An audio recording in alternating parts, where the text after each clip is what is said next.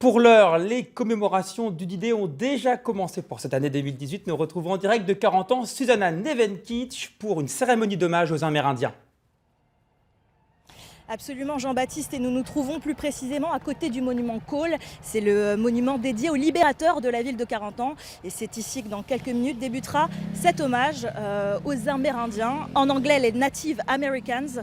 Ce sont ces Indiens qui étaient soldats dans l'armée américaine. Pour en parler, j'ai à mes côtés Marie-Pascale Legrand. Bonjour. Bonjour.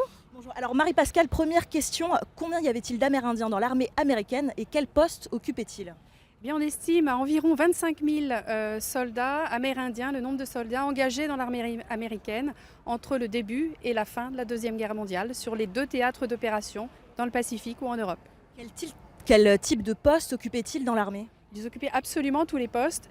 Il faut bien savoir que les Amérindiens n'étaient pas enlistés dans des unités spéciales, ils étaient enlistés au même titre que les Blancs et souvent ils ne se déclaraient pas comme Amérindiens au moment de leur engagement.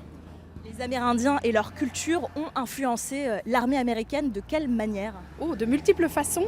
Puisque nous sommes au monument Cole, je vais prendre juste un exemple pour illustrer mon propos, à savoir le patch de la 101e Airborne qui porte un aigle sacré, l'aigle étant l'animal qu'il vole le plus haut et qui est donc un symbole de protection et qui fait le lien entre le Créateur et les hommes. Eh bien, cet aigle hurlant, les fameux Screaming Eagles, est utilisé pour représenter une des unités les plus fameuses qui a débarqué en Normandie. Alors dernière question très rapidement, aujourd'hui une délégation de 45 Amérindiens, dans quel état d'esprit sont-ils ?